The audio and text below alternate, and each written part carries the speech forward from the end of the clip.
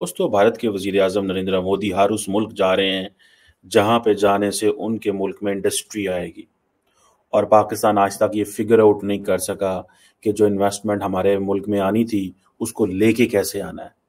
ये थोड़ा-सा डिफ़रेंस है कि पहले घर में काम करना पड़ता है, फिर बाहर से लोगों को कहना पड़ता है। आपको पता है कि इंडिया ऑलरेडी जो है वो आईफ़ोन मैन्युफैक्चरिंग में बड़ा रोल प्ले कर रहा है। अब हुआ ये है कि नरेंद्र मोदी ने और सिंगापुर के प्राइम मिनिस्टर लॉरेंस वोंग ने एक एग्रीमेंट साइन किया है। ठीक वो जब आईटी हब बना दैट वाज हिम।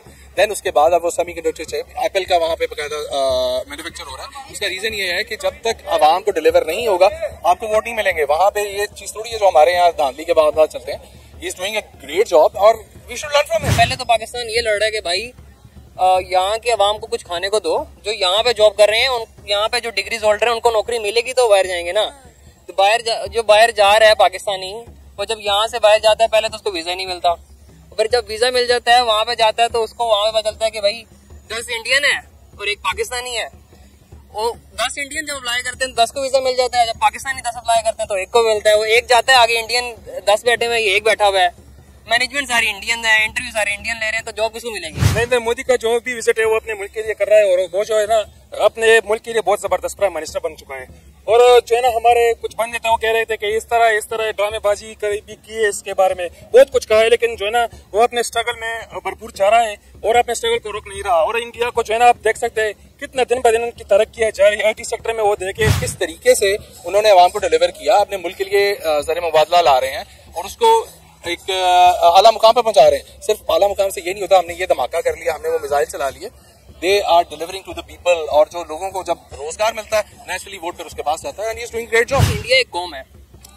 इंडिया को बहुत सी चीजें मतलब आप इंडिया को कहीं से भी उठा के दे लें, उत्तर प्रदेश से हो, नॉर्थ हो, साउथ हो, वो आपको एक ही कल्चर में, होली उनकी एक ही है, उनके त्योहार एक ही है, छुट्टी एक ही दिन होती है।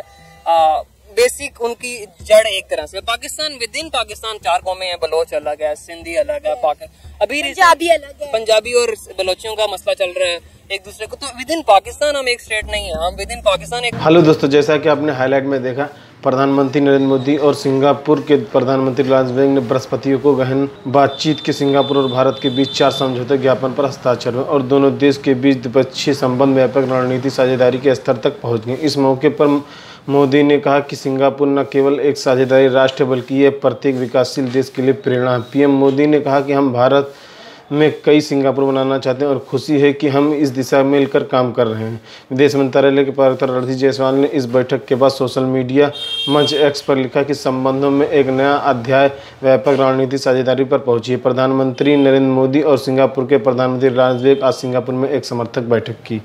तो दोस्तों चलिए देखते हैं कि पाक मीडिया इस वीडियो पर उनका क्या कहना और उनका क्या रिएक्शन होता है। है जी, और उसके ऊपर हम बात करेंगे। अब वो कहते हैं कि मोदी साहब ये अब देखें, ये फ़ायदा जब किसी से लेना होता है ये कहना तो चाहिए ना। कहते हैं जी सिंगापुर जो है वो हमारे लिए एक पार्टनर नहीं है, एक इंस्पिरेशन है हर डेवलपिंग नेशन की। और बात भी ठीक है, सिंगापुर ने तरक्की तो बहुत की है, ठीक है जी। लेकिन मज़े की बात यह है कि इंडिया ने इन तमाम मार्केट्स को कैप्चर कर लिया, तमाम मार्केट्स को कैप्चर कर लिया। अब दोनों मुल्कों ने MOU साइन किए हैं कि किस तरह जो है सेमीकंडक्टर इंडस्ट्री में, डिजिटल टेक्नोलॉजी में, स्किल डेवलपमेंट में, हेल्थ केयर में काम करना है। ये भारत की सरकार कह रही है। सो 4 मेजर एरियाज़ हैं सेमीकंडक्टर इंडस्ट्री में, digital technology, skill development and health care. Skill development भी इंडिया आनी है, डिजिटल टेक्नोलॉजी भी इंडिया आनी है। आपको पता है इंडिया अपने उसको बड़ा महसूस करता है कि हमें सेमीकंडक्टर इंडस्ट्री इसलिए आनी है कि भाई सारा मैन्युफैक्चरिंग तो ऑलरेडी आगे इंडिया में होनी है। And health care is a very important segment है इंडिया के लिए, क्योंकि पॉपुलेशन बहुत ज़्यादा है, जो कोविड में चीज़ें हुई इस तरह। एंड एनी हो, अब सिंगापुर ने ये फैसला किया और वादा किया है कि वो इंडिया की जो इंडस्ट्री है उसको सपोर्ट करेगा, ठीक है जी। और इंडिया ये कहता है कि हम सिंगापुर की जो कंपनियां हैं उनको एक्सेस देंगे, ताकि जो चीज़ मैं कई दफ़ा कह चुका हूँ, वो जो सप्लाई चेन है उसको हम मेंटेन कर सकें। असल में इंडिया का एक टारगेट है कि जितनी ज़्यादा इन्वेस्टमेंट इंडिया के अंदर आ रही है, fine, but the question is कि उस इन्वेस्टमेंट वो इसलिए आ रही है बिकॉज उसको ये यकीन दिलवाना है कि हम उतना रॉ मटेरियल, उतनी टेक्नोलॉजी, उतनी ह्यूमन डेवलपमेंट, उतने स्किल सेट वाले लोग हम आपको देंगे तरक्की सिर्फ ये नहीं है कि कंपनी को कहेंगे यार $2 अरब इन्वेस्ट कर दो पाकिस्तान जाके या इंडिया जाके करोगे। No no no no no, उसका इंटरेस्ट कैसे मेंटेन करना है। अब फॉर एग्जांपल चिप प्रोडक्शन में देखें, इंडिया सिंगापुर जो है वो इंडिया को सपोर्ट करेगा, ठीक है जी। और जैसे ये मैंने कहा कि वो कहते हैं कि हम आपकी फैक्ट्रियों को, वो जैसे कहते हैं ना, रेड कारपेट वेलकम देंगे, हम आपके लोगों को रेड कारपेट वेलकम देंगे। अच्छा, आपको पता है कि इंडिया अपनी सकाफत और अपने कल्चर को हर जगह प्रमोट करते हुए दिखाई दे रहा है। हमने देखा है कि जब भी किसी मुल्क का प्राइम मिनिस्टर किसी दूसरे मुल्क के विजिट पर जाता है तो वहाँ के लोग अपने सकाफत और कल्चर के साथ दूसरे मुल्क के प्राइम मिनिस्टर को वेलकम करते हैं। लेकिन इंडिया के प्राइम मिनिस्टर नरेंद्र मोदी अब जैसे सिंगापुर गए हैं, वहाँ पे इंडियन डायस्पोरा की जानिब से जो है कथक करके इंडियन गाने गा कर इंडिया के प्राइम मिनिस्टर नरेंद्र मोदी को वेलकम किया गया। नरेंद्र मोदी साहब ने भी जो है वो ढोल बजाकर रही सही कसर पूरी कर दी। उनके ढोल बजाने की वीडियो जो सिंगापुर से निकली है सोशल मीडिया पे बड़ी वायरल हो रही है। क्या कहना चाहेंगे आप इस पर? देखिए, इंडिया इस वक्त एक ग्रोइंग कंट्री है और वो कम्पीट कर रहा है यूएस चाइना के साथ। वो अब एक थर्ड वर्ल्ड कंट्री नहीं रहा। और जब भी एक कंट्री जो कि इस्टेब्लिश होती है, माशी तौर पे बेहतर होती है और दूसरी ममालिक को उसमें इंटरेस्ट होता है, तो लोग ये सब कुछ करते हैं। पाकिस्तान में भी अगर आप देखें कि अमेरिकन आते हैं तो उनको उसी तरह का प्रोटोकॉल दिया जाता है और फिर उन्हीं की लैंग्वेज में बात की जाती है। जैसे कि शहबाज शरीफ अगर किसी चाइना प्राइम मिनिस्टर से मिलता है तो वो चाइनीज से बात करने की कोशिश करता है। जो भी अपर हैंड वाला बंदा होता है या जो भी इक्वली बंदा होता है तो उसको ये बिजनेस पार्टनर में हमेशा आप ये बात बताने की कोशिश करते हैं कि आप और मैं इक्वल हैं, एक ही माइंडसेट के लोग हैं, ताकि बिजनेस डील क्रैक कर सके। तो बिजनेस में ये सब कुछ चलता है। लेकिन आप देखें कि नरेंद्र मोदी साहब सिंगापुर जाकर वहाँ पे बात कर रहे हैं सेमीकंडक्टर पे। हमने उनके बरनोई विजिट पे देखा कि वहाँ जाके उन्होंने स्पेस साइंस पर बात की। उन्होंने बरनोई को कहा कि आपके पास इन्वेस्टमेंट है और हमारे पास हुनर है, तो हम मिलकर स्पेस साइंस में अच्छा काम कर सकते हैं। और अब जो है सिंगापुर में जाके वो सेमीकंडक्टर्स पे बात कर रहे हैं। आपको पता है कि सेमीकंडक्टर कितनी इंपॉर्टेंट चिप है किसी भी इलेक्ट्रॉनिक डिवाइस के लिए। जी बिल्कुल ऐसे ही है। और अगेन बात ये है कि बिजनेस डील है और वहाँ पे एक इम्पोर्टेंट बिजनेस डील के लिए गए हैं और इसी वजह से आपको ये सब सिनेरियो नजर आ रहा है। और इंडिया इस वक्त, क्योंकि मैंने बताया मैं सॉफ्टवेयर हाउस में हूँ, अगर आप कोई भी बंदा जो आईटी से रिलेटेड है अमेरिकन कंपनी में जॉब करता है तो आपको ये बताएगा कि इस वक्त टॉप मैनेजमेंट में हमारे इंडियंस ही बैठे हुए हैं।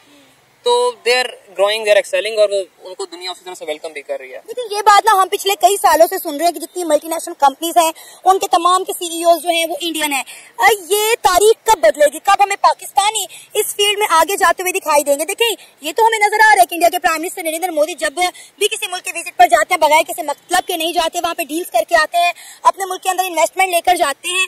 आप मुझे ये बताएं कि हमारे प्राइम मिनिस्टर कब निकलेंगे पाकिस्तान से बाहर, अपनी दौलत कब जमा करना छोड़ेंगे और इस मुल्क के अंदर इन्वेस्टमेंट लेकर आएंगे, इस मुल्क के माशी हालात को बेहतर करेंगे? देखिए, माशी हालात इस वक्त किसी पॉलिटिशियन की वजह से खराब नहीं है, माशी हालात इंफ्रास्ट्रक्चर की वजह से खराब हैं। ठीक है। हमारा इस वक्त का सबसे बड़ा मसला ये है कि डेमोक्रेटिक, आधे लोग तो इस बात को मानते ही हैं कि डेमोक्रेसी है, एक डिक्टेटरशिप या थर्ड हैंड आपको खलाई मखलूक की सूरत में नजर आता है। तो इस वक्त वॉर जोन सी है वो पाकिस्तान की बाहर के ममालिक के साथ है ही नहीं। इस वक्त तो हम इंटरनल लड़ रहे हैं कि पहले तो पाकिस्तान ये लड़ रहा है कि भाई यहाँ की आवाम को कुछ खाने को दो, जो यहाँ पे जॉब कर रहे हैं यहाँ पे जो डिग्रीज होल्डर हैं उनको नौकरी मिलेगी तो बाहर जाएंगे ना। तो जो बाहर जा रहा है पाकिस्तानी, वो जब यहाँ से बाहर जाता है पहले तो उसको वीजा नहीं मिलता, फिर जब वीजा मिल जाता है वहाँ पे जाता है तो उसको वहाँ पे पता चलता है कि भाई 10 इंडियन है और एक पाकिस्तानी है। वो 10 इंडियन जब अप्लाई करते हैं तो 10 को वीजा मिल जाता है, जब पाकिस्तानी 10 अप्लाई करते हैं तो एक को मिलता है। वो एक जाता है आगे, इंडियन 10 बैठे हुए, ये एक बैठा हुआ है, मैनेजमेंट सारी इंडियन है, इंटरव्यू सारे इंडियन ले रहे हैं, तो जॉब किसको मिलेगी? इंडियंस को मिलेगी ना, जाहिर सी बात है।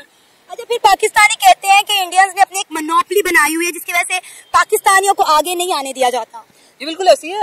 अगर आप थ्रू आउट द वर्ल्ड देखें, अनलेस पता नहीं क्या पाकिस्तानी बेसियत कौम एक मसला है या क्या, लेकिन अगर इंडियन जो उनसे हैं वो बहुत सपोर्ट करते हैं। मैं भी एक अमेरिकन कंपनी में काम कर रहा हूँ, तो वहाँ पे जो इंडियन मैनेजर है वो इंडियन एम्प्लॉय को बहुत सपोर्ट करेगा, उसकी मिस्टेक्स को भी ऐसे ऑन करेगा जैसे उसकी अपने मिस्टेक्स हैं। आपके इनफैक्ट जो टीम के दूसरे पाकिस्तानी होते हैं जो मैनेजर नहीं है, वो कोई ऐसा मौका नहीं जाने देंगे, वो आपको हेल्प नहीं करते, वो आपको ऑन नहीं करते। और इसकी एक बहुत बड़ी वजह ये है कि शायद किसी हद तक माइनॉरिटी में होना भी उनको हेल्प करता है। इंडियंस क्योंकि माइनॉरिटी में वहाँ पर या जिस भी कंट्री में सोसाइटी में लोग माइनॉरिटी में होते हैं सपोर्ट करते हैं। पाकिस्तान में भी जो माइनॉरिटी में आपको लोग नजर आएंगे वो ज्यादा मुतहद नजर आएंगे, ज्यादा एक दूसरे के सपोर्टिव नजर आएंगे। लेकिन आप ये देखें ना कि इंडियंस के अंदर यूनिटी है। हम पाकिस्तानियों की बात करें, हम मुसलमानों की बात करें तो हमें यूनिटी नहीं है। हमारा एक बड़ा मसला ये है कि इंडिया एक कौम है, इंडिया को बहुत सी चीजें होती, मतलब आप इंडिया को कहीं से भी उठा के दे लें, उत्तर प्रदेश से हो, नॉर्थ हो, साउथ हो, वो आपको एक ही कल्चर में, होली उनकी एक ही है, उनके त्योहार एक ही है, छुट्टी एक ही दिन होती है, बेसिक उनकी जड़ एक तरह से। पाकिस्तान विद इन पाकिस्तान 4 कौमें हैं, बलोच अलग है, सिंधी अलग है, अभी पंजाबी अलग है, पंजाबी और बलोचियों का मसला चल रहा है एक दूसरे को। तो विद इन पाकिस्तान हम एक स्टेट नहीं है, हम विद इन पाकिस्तान एक कौम नहीं है, हमारे पास एंकर नहीं है। वो जो एक एंकर ला इलाहा इल्लल्लाह का है, अनफॉर्चुनेटली वो प्रैक्टिकल यूज में नहीं नजर आ रहा। वो एंकर पूरी मुस्लिम उम्मा को है। इनफैक्ट हमारे यहाँ पे तो वो ला इलाहा इल्लल्लाह कहीं प्रैक्टिकली आपको किसी की लाइफ में नजर भी नहीं आता। वो ला इलाहा इल्लल्लाह सुन्नियों का अलग है, शिया का अलग है, देवबंदी का अलग है। हमारे यहाँ तो विद इन लोग किसी एंकर से जुड़ते हैं, किसी एंकर की बेस पे चलते हैं। हमारे पास वो एंकर नहीं है, वो ना रिलीजियस उसमें अचीव कर सके, ना कल्चरल कर सके, ना हम लैंग्वेज में कर सके। तो हम जब तक किसी यूनिटी पे नहीं आएंगे, ये फ्रूट चाट है, इसको आप नहीं खा सकते। इंडियंस आप कहेंगे कि ये सब सेब इंडियंस हैं, ये सब के लिए इंडियन है। पाकिस्तान फ्रूट चाट है। आप पाकिस्तानी बलोची है या बताएं, पाकिस्तानी कौन होता है? बलोची होता है, सिंधी होता है, पंजाबी।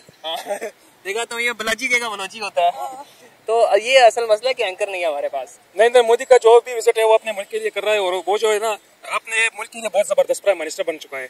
और जो है ना हमारे कुछ बंद नेता कह रहे थे कि इस तरह ड्रामेबाजी भी की है, इसके बारे में बहुत कुछ कहा है, लेकिन जो है ना वो अपने स्ट्रगल में भरपूर जा रहा है और अपने स्ट्रगल को रोक नहीं रहा। और इंडिया को जो है ना आप देख सकते हैं कितने दिन ब दिन उनकी तरक्की जा रही है। IT सेक्टर में वो देखे, जिधर भी देखे तो उनका बहुत जो है ना ऊपर नाम जा रहा है। और पाकिस्तान में हमारा देखे तो इधर जो है ना वो जो कुछ बंदे हैं वो कभी जो है ना एक हुकूमत को आने देते, अगर वो पसंद ना आई दूसरे को आने। अगर ये सिलसिला खत्म ना हुआ तो पाकिस्तान करीब इस तरह जो है ना इंडिया भी ऊंचाई उरूज पर जा रही है, ये पस्ती पर आ जाएगी। और जो आप देख रहे हैं किस तरह जो है ना पस्ती पर चल रही है, तो मेरे ख्याल से आप हमारे वज़ीर आज़म साहिबान को और इन मिनिस्ट्रीज में चाहिए कि कुछ शर्म वगैरह करे और इंडिया को देखे कि किस तरह वो जो है ना तरक्की करे। अभी आपने सेमी कंडक्टर के बारे में बात की, तो ये जो है ना टेक्नोलॉजिकली इंप्रूवमेंट आ रहा है उनमें।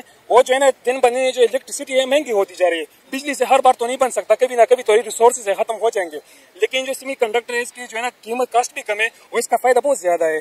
तो वो अपने मुल्क की बका के लिए वो कास्ट कम करना चाहता है और अपनी गाड़ियों और इंडस्ट्रीज को जो है ना इलेक्ट्रिसिटी पर लाना चाहते हैं, वो भी महंगी नहीं सस्ती पर। अच्छा, मजे की बात यह है कि हमने देखा है कि जब भी किसी मुल्क का प्राइम मिनिस्टर किसी दूसरे मुल्क के विजिट पर जाते हैं तो उस मुल्क के कल्चर के साथ, सकाफत के साथ जो है दूसरे प्राइम मिनिस्टर को वेलकम किया जाता है। लेकिन इंडिया के प्राइम मिनिस्टर नरेंद्र मोदी जब किसी मुल्क के दौरे पर जाते हैं तो वहाँ पे इंडियन डायस्पोरा मौजूद होता है और इंडियन कल्चर, इंडियन सकाफत के रंग में वहाँ का तमाम जो माहौल है वो रंगा हुआ नजर आता है। अब सिंगापुर में भी यही हुआ, जिस तरह इंडियन डायस्पोरा ने कथक करके और इंडियन गाने गाकर इंडिया के प्राइम मिनिस्टर नरेंद्र मोदी का इस्तकबाल किया, और जिस तरह इंडिया के प्राइम मिनिस्टर नरेंद्र मोदी ने वहाँ पे ढोल बजाया, मैं कहती हूँ कमाल कर दिया। बिल्कुल जी, वो जो है ना अपने दो काम कर रहा है, एक तो अपने मुल्क के लिए कुछ करना चाहता है, दूसरा वो अपने सकाफत को जो है ना इम्प्रूव प्रमोट कर रहा है। और जो है ना सकाफत एक तहजीब और सकाफत जो है ना एक कौम की निशानी होती है। जिस तरह पाकिस्तान की तहजीब है और हमारा जो रवायात है, अगर हम उसे जो है ना अमेरिका या और कंट्रीज के सामने प्रेजेंट करें तो इससे जो है ना खान साहब कहते हैं कि इससे अपने मुल्क की जो आप ड्रेस पहने तो इससे लोगों की इज्जत बढ़ जाती है। अगर आप अपनी इज्जत ना करते हो, दूसरों को फॉलो करते हो, तो आप में उनमें फर्क भी नहीं होता, तो आपकी इज्जत की नजर से भी ना देखे। क्या आपको लगता है कि पाकिस्तान के प्राइम मिनिस्टर इस तरह किसी मुल्क में जाकर ये बात कर सकते हैं कि आप आए और हमारे मुल्क के अंदर सेमीकंडक्टर फैक्ट्रीज लगाएं ताकि हमारे लोगों को आसानियां हो? आजकल का जो वज़ीर आज़म है तो वो तो एब्सोल्युटली नॉट, लेकिन खान साहब जो है ना उनसे हमारी उम्मीदें भी है और सारी कौम की अक्सर उम्मीदें उनके साथ है कि वो इस तरह स्टेप उठा सकते हैं, क्योंकि उनमें अपना एक खैरत है, अपनी कौमी शनास है उनमें, वो अपने कौम के लिए कुछ करना चाहते हैं। मैं किसी पार्टी से भी नहीं हूँ साहब बताऊँ, लेकिन एज अ फर्द हम देखें तो खान साहब में हमें इक्वालिटीज देखने को मिलती है। तो आजकल वाला जो है ना एब्सोल्युटली नॉट। इंडिया ऑलरेडी आप देखें IT में कितना आगे, अगर सेमीकंडक्टर फैक्ट्रीज इंडिया के अंदर लग जाती हैं तो इंडिया का स्टेटस कहाँ पहुँच जाएगा? ये जो है ना अभी वो आज चीज है, अगर उसके पास इतनी टेक्नोलॉजी भी नहीं, IT सेक्टर की वजह से वो इतने उरूज पर गए हैं। अगर उनके पास ये टेक्नोलॉजी है कि वो क्या कर नहीं कर सकते।